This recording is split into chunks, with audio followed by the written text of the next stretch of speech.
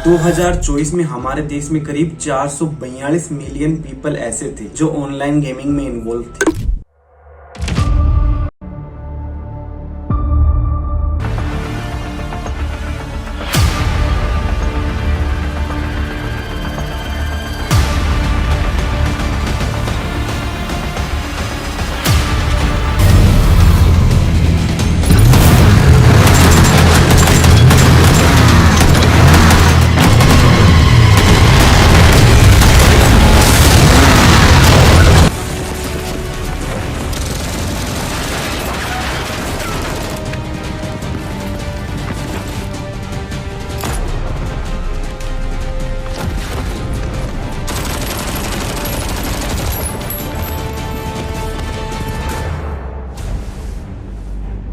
और यही आंकड़ा 2025 में आते आते 650 मिलियन से भी ज्यादा को पार कर चुका। सोचिए 650 मिलियन एक इतना बड़ा आंकड़ा है जो यूरोप की करीब आधी आबादी के बराबर है। भी हमारे देश की कोई भी एक ऐसी टीम जो फ्री फायर और पबजी में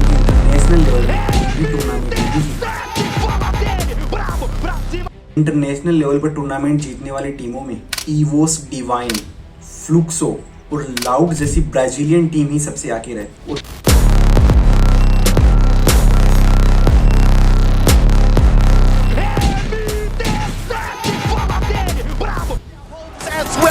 Game King as the final Tabataw, 100. Nice! Nice! Woi, tuloy. Woi, pasang bener woi. जब हम बात करते हैं फ्री फायर में इंटरनेशनल लेवल पर सबसे बड़े प्लेयर्स की, उसमें नोब्रू, बोप्स, बोशी जैसे प्लेयर हैं।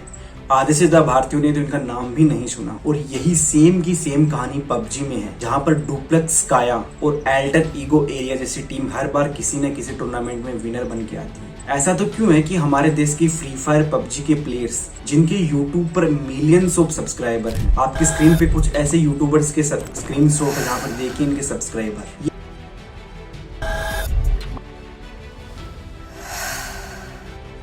ये कोई भी बड़े लेवल पर हमारे देश को न रिप्रेजेंट कर पा रहे हैं और न ही हमारे देश को विनर टीम बना पा। क्या ये हमारे देश के गवर्नमेंट की गलती है, इंफ्रास्ट्रक्चर हमें, क्या ये हमारे देश के परिवारों की गलती है जहां पर वो आज भी ऑनलाइन गेमिंग को सपोर्ट नहीं करते, या फिर हमारे देश के कुछ ऐसे कल्चरल इश्यूज हैं जिसकी वजह से आज भी हम ई स्पोर्ट्स में हम आगे नहीं जा पा रहे। लेकिन जब रिसर्च करते हैं तो पाया जाता है कि हमारे देश में जितने भी बड़े कॉन्टेंट क्रिएटर हैं उन सब का ध्यान ज्यादातर या तो यूट्यूब पर स्ट्रीमिंग करने में, या फिर यूट्यूब पर फेक या रियल पॉपअप्स, जिन्हें फ्री फायर की भाषा में टॉपअप कहते हैं, उन पे लगा रहता है। वो लोग सही मायनों में रियल स्किल्स को बिल्ड कर ही नहीं पा रहे हैं।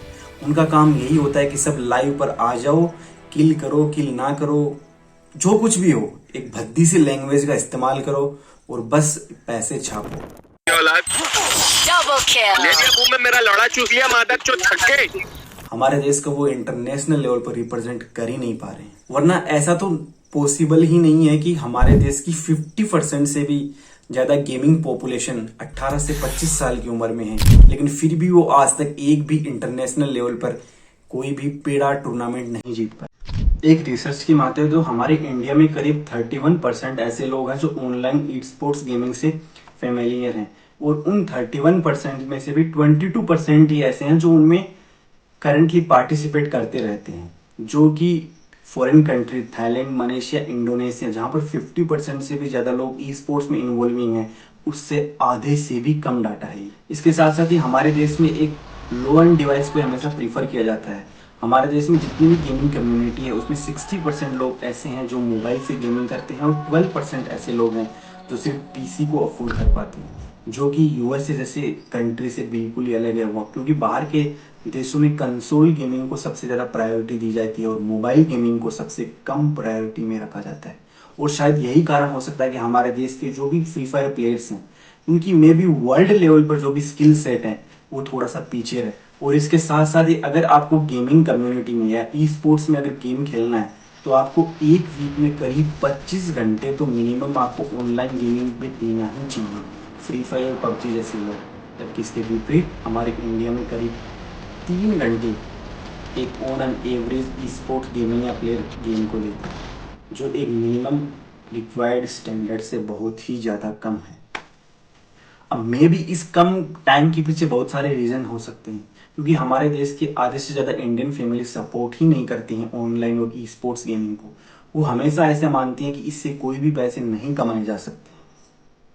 और दूसरा कारण ये हो सकता है कि लो एंड डिवाइस की वजह से बहुत सारे लोग एक टाइम सर्टेन टाइम के बाद बोर हो जाते हैं खेलते खेलते, तो क्या है वो पबजी फ्री फायर जैसे गेम को बीच में ही अवॉइड कर देते हैं। बहुत ही कम ऐसे लोग हैं जो डेस्परेटली इस गेम को हर वीक 20 से 25 घंटे खेल पाते हैं।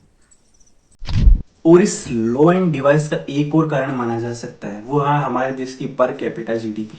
जहां पर बाहर के देशों में पर कैपिटा जीडीपी थोड़ी ज्यादा रहती है, वहां की पॉपुलेशन भी कम रहती है, तो वहां के पेरेंट्स अपने बच्चों को एक हाई कंसोल गेमिंग सेटअप दे पाते हैं।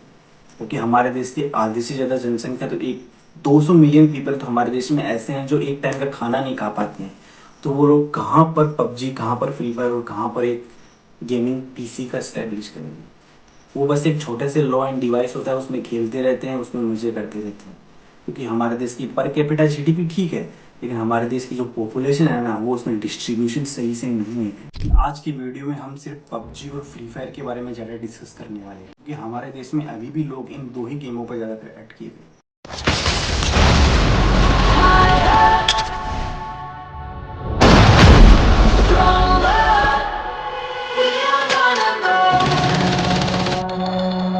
सबसे पहले मैं बात करूं पबजी की, तो पबजी सिर्फ एक गेम नहीं है, वो एक इंटरनेशनल बिजनेस बन चुका है।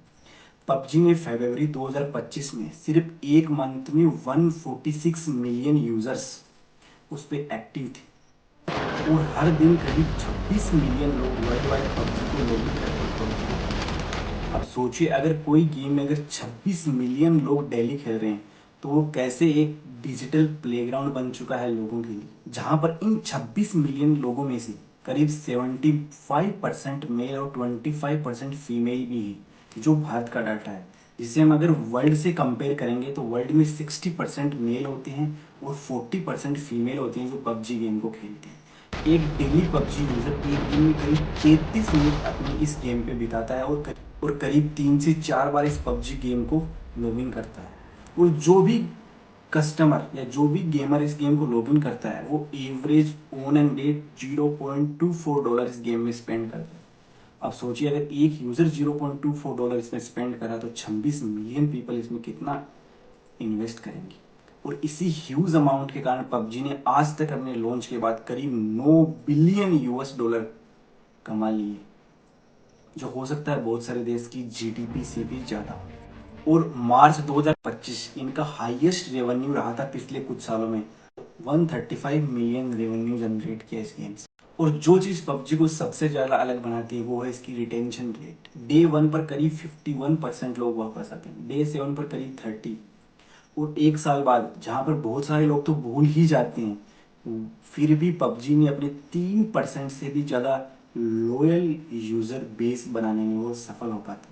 और इन सब के पीछे मेन कारण बताया जाता है पबजी के द्वारा लाए जाने वाले रोज अपडेट्स, लाए जाने वाले रोज गन स्किल्स और रोज नए नए टास्क, जिसे यूजर फ्रेंडली मानता है और रोज वो इसमें अपग्रेड कर पाता है। लेकिन सवाल ये है कि जहाँ पर पबजी में वर्ल्ड लेवल पर बहुत सारी डुप्लेक्स स्टाइल जैसे टीम टूर्नामेंट जीतती हर साल, लेकिन फिर भी हमारे देश की कोई भी टीम अभी भी वर्ल्ड लेवल पर कोई टूर्नामेंट जीतने का सोचिए क्वालिफिकेशन भी बहुत मुश्किल हो पाता है।